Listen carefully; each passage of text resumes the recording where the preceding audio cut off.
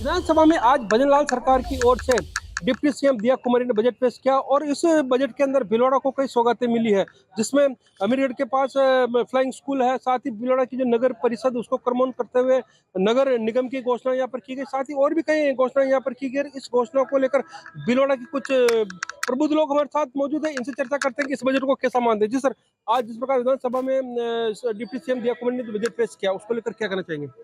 ये बजट भी पूर्ण रूप से ब्यूरोक्रेट्स द्वारा पारित बजट है, जिसमें लोकल विधायकों और मंत्रियों ने कोई सहयोग नहीं किया। जिस प्रकार से पर्ची सरकार आई है उसी प्रकार से बजट आया है। न तो भिलवाड़ा वासियों को कोई मूलभूत सुविधाएं मिलने का इसमें कोई प्रावधान किया है, न युवाओं को रोजगार देने के लिए इसमें कुछ भी जैसे नौकरियां आदि इनकी कोई घोषणा की हो, ऐसा कुछ नहीं है। इनका जो मैनिफेस्टो था विधानसभा चुनाव का, जिसमें इन्होंने कहा था कि हम प्रतिवर्ष इतनी नौकरियां देंगे, उन नौकरियों के बारे में भी इस बजट में कुछ भी नहीं है। कुल मिला के निराशावादी बजट है। सर, आज जो विधानसभा में बजट पेश हुआ, क्या कहना चाहिए? बहुत अच्छा बजट है, सराहनीय योग्य है। और भजनलाल जी और दिव्या कुमारी जी का हम स्वागत करते हैं कि ये हमारे भिलवाड़ा शहर के लिए काफ़ी कुछ, भिलवाड़ा पूरा जिले में काफ़ी हर विधानसभा को कुछ न कुछ दिया है और हम इसकी सराहना करते हैं। खासकर भिलवाड़ा शहर में नगर निगम बनाना एक बहुत बड़ा उनकी योजना है। अच्छा, और इसके अलावा सीएनजी पे वेट कम करना, 14% से 10% करना, उसमें काफ़ी लोगों को राहत मिलेगी, यातायात सुगम होगा।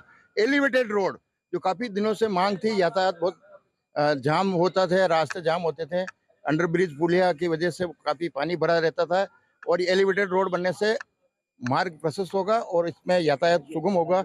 ये हमारी काफ़ी दिन से मांग थी। पत्रिका का भी काफ़ी अभियान चला था और हमारे यशस्वी एमएलए साहब ने इस ओर काफ़ी ध्यान दिया है, उनको भी बधाई, उनका भी आभार। धन्यवाद। जी बताओ, आज जिस पर बजट पेश हुआ, भिलवाड़ा को लेकर काफी उम्मीदें थी, कितनी उम्मीदों पर सरकार खरी उतर पाई है?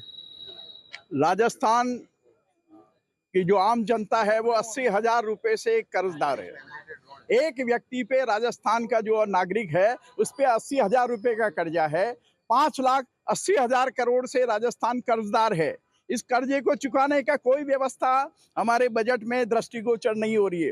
राजस्थान में जितने स्कूल हैं, आप गर्ल्स हायर सेकेंडरी स्कूल को देख लीजिए, वहाँ के शौचालय का यदि आप ऑडिट कराएंगे तो आपको मालूम पड़ जाएगा कि स्कूलों का, जब तक लड़कियों के स्कूल का शौचालय यदि अच्छा नहीं होगा तो लड़कियां पढ़ने जा ही नहीं सकती है। हम उसको राइट टू डिग्निटी की बात करते हैं, महिलाओं को इज्जत और सम्मान की बात करते हैं, राइट टू प्राइवेसी की बात करते हैं। हमारी स्कूलों के अंदर लड़कियों को सुरक्षा मिलनी चाहिए, स्वास्थ्यवर्धक सुविधाएं मिलनी चाहिए, वो नहीं है। शिक्षा और स्वास्थ्य की हम बात करते हैं, हॉस्पिटल की आप हालत जाके देखिए। भिलवाड़ा का जो सबसे बड़ा हॉस्पिटल मेडिकल कॉलेज से अटैच है, उसके बाद भी यहाँ के डॉक्टर्स प्राइवेट बाहर जाके देख रहे हैं, मगर अस्पताल में बैठने का उनके पास समय नहीं है। मेडिकल जांच बाहर हो रही है एमजी हॉस्पिटल और मेडिकल कॉलेज होने के बाद भी। तो ये स्वास्थ्य, शिक्षा और स्वास्थ्य की हालत ये है। शाहपुरा में केवल बोर्ड लगा दिया गया, जिला मुख्यालय है, बाकी वहाँ कोई सुविधाएं जिला स्तर की उपलब्ध नहीं करवाई गई है। और एक सबसे बड़ी बात, जब तक राजस्थान के आम आदमी की न्यूनतम मजदूरी 600 रुपये नहीं होगी तब तक उनकी जिंदगी में कोई फायदा नहीं होगा। 300 यूनिट बिजली फ्री हम दिल्ली में दे सकते हैं आम आदमी पार्टी की सरकार के माध्यम से। तो राजस्थान की भजनलाल सरकार यदि बिजली देना चाहती है तो क्यों नहीं देने को तैयार है? 20,000 लीटर पानी क्यों नहीं दे सकती? 300 यूनिट बिजली फ्री क्यों नहीं दे सकती? महिलाओं को रोडवेज की बसों में सुरक्षा और वो गाड़ी क्यों नहीं उपलब्ध करा सकती? यदि हम 500 दिल्ली में इलेक्ट्रिक बसें उतार सकते हैं तो ये राजस्थान की जो 400-500 बसों की बात की जा रही है, ये ऊंट के मुंह में जुरा है। राजस्थान में 3,000 बसों की जरूरत है रोडवेज को, और आप 500 बसें देके एक झुंझुना पकड़ा रहे हैं। बांसवाड़ा से लेके गंगानगर जितनी दूरी है और जितनी इंफ्रास्ट्रक्चर सड़कों का होना चाहिए, हमारे पुलिया का होना चाहिए, पुलिया का नाम सुनते ही कई स्टेट के लोग तो गाड़ी चलाना ही बंद कर देते हैं। गड्डी लेके निकलता है, ब्रिज आ जाता है, वो कहता है गाड़ी वापस पंजाब ले चल, अपन को आगे नहीं जाना है। तो हमारी सड़कें, हमारी पुलिया, हमारी नालियां, हमारे नाले ऐसे हैं कि ट्रक वाला सुरक्षित घर पहुंच जाएगा, इसका कोई गारंटी नहीं दे सकता है। तो सबसे बड़ी बात है शिक्षा, स्वास्थ्य, रोजगार, न्याय। न्याय की हालत यह है कि पेपर लीकेज को हम नहीं रोक पा रहे हैं। राजस्थान में जब तक पेपर लीकेज नहीं रुकेगा, केवल इंटरनेट बंद कर देते हैं, हम किसी भी एग्जाम पे आते हैं और कोई जिम्मेदारी लेने को तैयार नहीं है। पेपर लीकेज कैसे हो रहे हैं, तो हमको इसकी चिंता करनी पड़ेगी।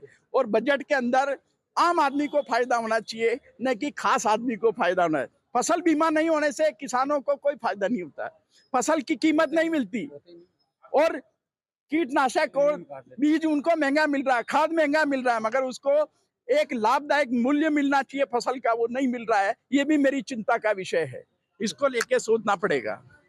आज जो बजट पेश हुआ सर, क्या कहना चाहिए? आज बजट बिल्कुल निराशाजनक रहा है। इसने आज के बजट के अंदर हमारी सरकार ने पहले स्टूडेंट के ऊपर 75 किलोमीटर किराया फ्री था, ठीक है, और भी अदर कॉलेजों के अंदर संस्कृत महाविद्यालय चाहे लो चाहे अदर कॉलेज लो, उसमें सभी कॉलेजों के अंदर अभी विद्यार्थियों के लिए लेक्चरर की व्यवस्था नहीं है, स्टाफ की व्यवस्था नहीं है। प्रॉपर रूप से 1 साल हो गया सरकार को, सरकार अभी तक धरातल पे आके काम भी नहीं कर पाई। जैसे कि हम किसानों का ले लेते हैं, किसानों के ऊपर ये अभी जैसे कि केसीसी के अंदर प्रीमियम तो काटते हैं, लेकिन अभी तक के भी किसान को प्रीमियम के बदले उस बीमे की राशि नहीं आती है। तो इस सरकार को इस पर ध्यान देना चाहिए, क्योंकि सरकार ये बड़े बड़े दलालों से मिली हुई है जो इंश्योरेंस तो करवा देती है, लेकिन किसान को उसका फायदा नहीं होता, वो जबरन उसकी प्रीमियम काट लेते हैं। ये विकास ऐसे करते हैं, पूरी विधानसभा में 20 एटम दे रहे हैं, इससे बड़ा विकास इनकी नज़र में और कोई हो नहीं सकता, ठीक है। मजदूरों के लिए न्यूनतम मजदूरी तय नहीं की इन्होंने, ठीक है। अब हमने पहले न्यूनतम मजदूरी तय की नरेगा के अंदर, ये उसी न्यूनतम मजदूरी का विरोध करते थे, क्योंकि ये तो सरकारी उद्योगपति हुई सरकार। रही बात जैसे कि हमने लाइट के 200 यूनिट फ्री किए थे, 200 यूनिट फ्री करने के बाद में अब सब किसानों के कुएं के बिल भी आने लगे हैं और घरों के बिल भी आने लगे हैं। बजट कैसे मानते हैं आप? बजट बिल्कुल निराशाजनक रहा। हमारे सापरा वासियों को तो इस जिल कुछ मिला ही नहीं, न तो कोई अच्छा अनाज मिला, न कोई महाविद्यालय मिला, न कोई वहाँ पे स्टाफ है।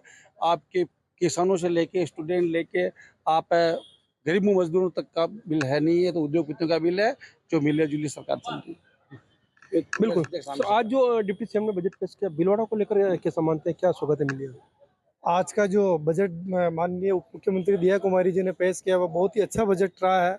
विशेष तौर से भीलवाड़ा क्षेत्र के लिए महाविद्यालय खोलना बिजौलिया क्षेत्र में और भीलवाड़ा में नगर निगम की घोषणा करना बहुत ही खुशी की बात है भीलवाड़ा वासियों के लिए।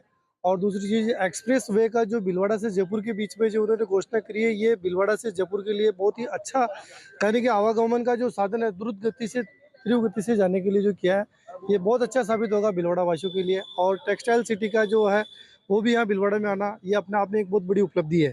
तो इसलिए मैं इसको मानता हूँ कि जो भीलवाड़ा का जो दिया है मुख्यमंत्री वित्त मंत्री जी ने, तो वो भीलवाड़ा के लिए सर्वांगीण विकास के लिए लाभदायक सिद्ध होगा ये बजट। और निश्चित रूप से ये बजट भीलवाड़ा को विकास को अग्रसर करेगा। आज बजट में क्या सौगातें मिली भीलवाड़ा को और क्या मानते हैं इस बजट? देखिए, पर्चे सरकार ने जो आज बजट पेश किया है वो बिल्कुल ही मुंगेरी लाल के हसीन सपने जैसा है। युवाओं को इस बजट में कुछ नहीं मिला। भीलवाड़ा की बात करें तो भीलवाड़ा का युवा बाहर रोजगार करने जा रहा है, लेकिन भीलवाड़ा में रोजगार की कोई बात नहीं। आप टेक्सटाइल पार्क की जो आज घोषणा हुई है वो कहाँ हुई है? रेलवे कोच मेमो फैक्ट्री का जो उद्घाटन गहलोत कांग्रेस सरकार ने सोनिया गांधी जी करके गई, उसको उठाया गया। अगर उसको नहीं हटाया जाता तो एक अच्छा संदेश जाता, लाखों युवाओं को वहां पर रोजगार मिलता। आज इस बजट में न्यूनतम मजदूरी 600 रुपए तय होनी चाहिए थी, लेकिन गरीब जो काम करता है उसकी मजदूरी तय नहीं हो पाई। आप देखिए 2700 स्कूल गहलोत साहब ने इंग्लिश मीडियम वाले चलाए थे, उनके बारे में कोई घोषणा नहीं। 25 लाख रुपए तक का इलाज गहलोत सरकार के टाइम होता था, लेकिन अभी आप देखिए अधिकांश जगह जाएंगे तो चिरंजीवी पोर्टल बंद है, इलाज के लिए दरबदर की ठोकरें खानी पड़ रही है।